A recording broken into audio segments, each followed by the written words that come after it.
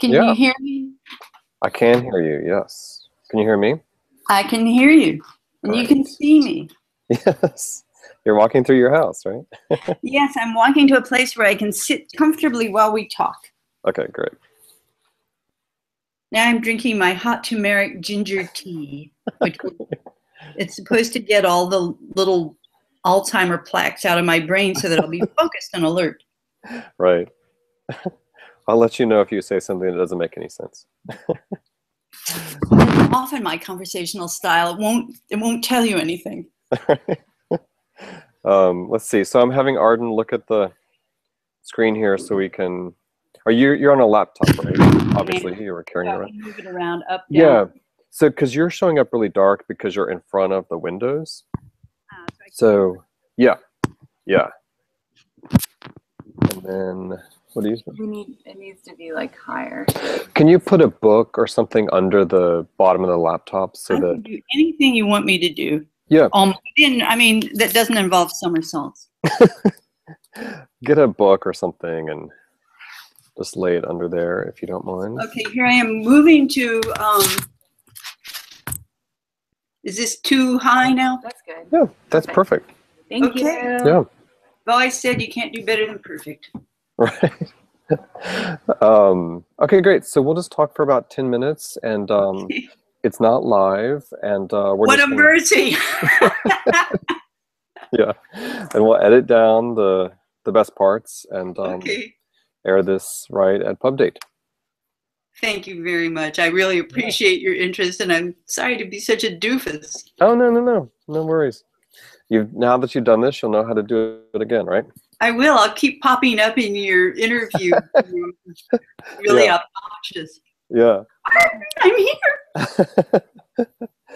So one of the things that I really liked about our review of this book is that our reviewer said that you plot more conscientiously than anybody else who's writing mysteries nowadays, which of course makes me wonder how, a lot of writers I talk to say that plot is the hardest thing they do.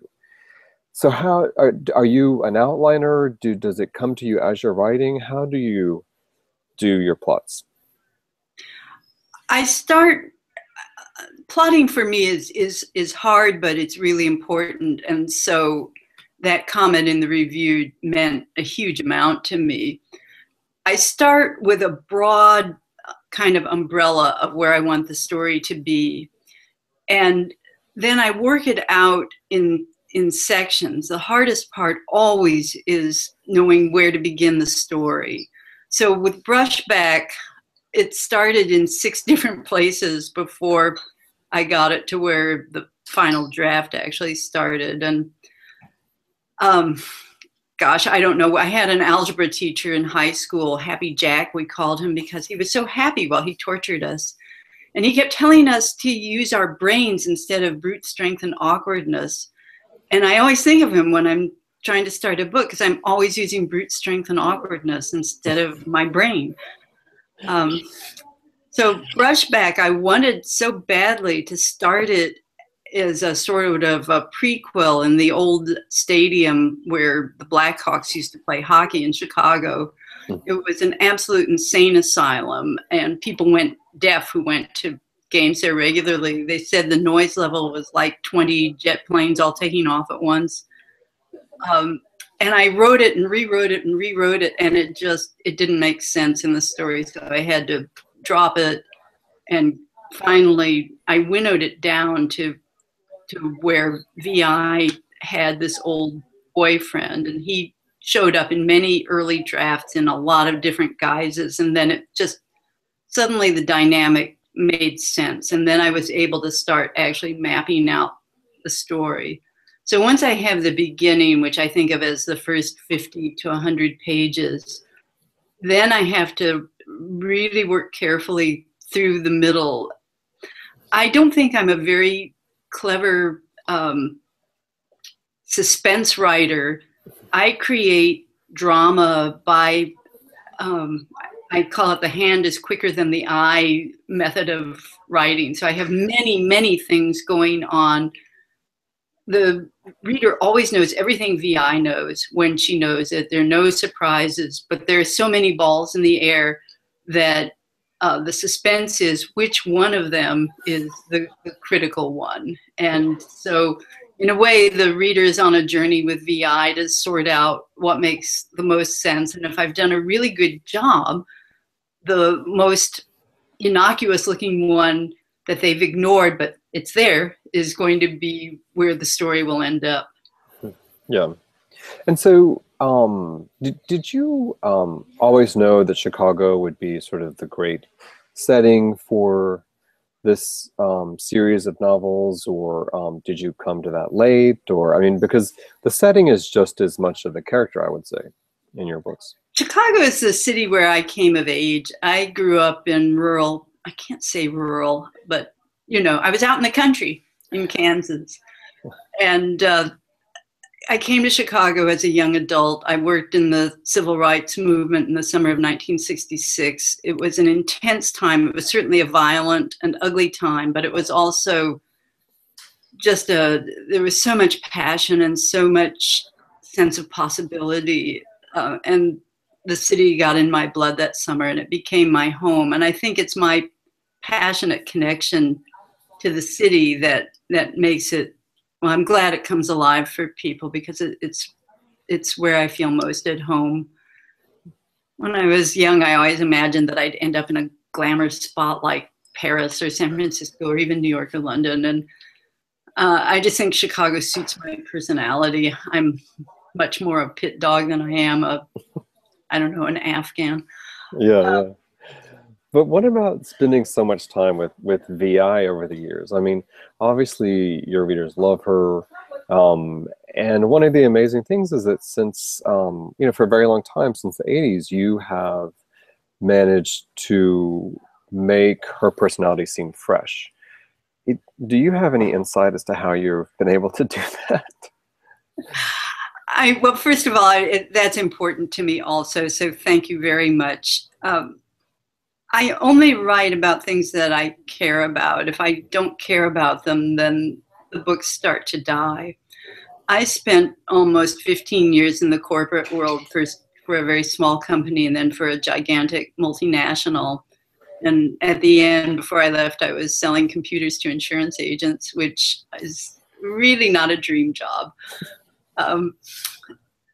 I feel like if I'm just going through the motions, phoning it in, I'd be better off selling computers to insurance agents. I'm doing this because I love stories. Some writers talk about being passionate about writing. I'm passionate about storytelling. I came to writing to express the many stories floating around in my head. So it really matters to me that the story, that I care about the story. And so hopefully that also means that how VI is interacting with both the baddies and the good guys in a given scenario will also feel urgent and, well, fresh, to use your word. Yeah. And so how was it fun to kind of go back to her childhood and write about her childhood friends in Brushback? I think in some ways the country of the past is always the most interesting to explore. I know with a lot of my peers, the books of theirs that I find most beguiling are the ones that do dig into that past. Maybe it's because I'm getting older and there is more past than future in my life. Unless I live to be as old as that woman in France who lived to be 125, in which case I'm kind of balanced right in the middle. And so you right now are occupying a prestigious volunteer position with the Mystery Writers of America. And you have talked about wanting to make crime fiction more diverse. Are there any ideas you have about how that can be achieved? My ideas are soft ideas, not hard ideas. You can't make somebody want to read a book. You can only make the book interesting enough that that you can urge people to read it and find a voice that really speaks to them. One of the many downsides of the conglomeratization in publishing is that mid-list writers are just being winnowed out, and a lot of the African American writers have left writing crime fiction. They either have been dropped by their houses or just can't find enough of a readership to keep going. And one of the things that we want to do is at the Mystery Writers of America is just get those voices out there in a place where that people can hear them. So one of the initiatives we're thinking of, very soft, but many libraries have mystery reading groups. And we want to start sending them not lists that say, guys, get out there and read diverse voices, but we want to present them writers that we think are really good. Maybe they're African American or Asian or LGBT. We're not going to identify them as such, but these are writers that aren't on people's radars. And libraries are still the most important market for new and mid-list writers. I think they account for something like 35 to 40% of all book sales for new and mid-list writers. So if we can get libraries to start spreading these names around, then I think we can really start growing that readership. Yeah. When I started Sisters in Crime back in 1986, we did very soft stuff, but it had a huge impact.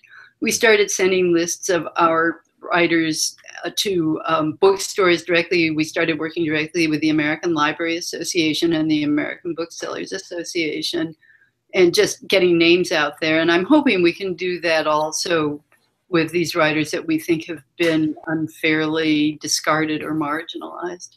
Yeah. Well, and librarians, I mean, you know, especially in children's, I guess, you know, this We Need Diverse Books campaign is, librarians are very aware of that. And so, but turning the focus to women, I mean, you're credited with, you know, sort of being the one who introduced a tough yet feminine protagonist.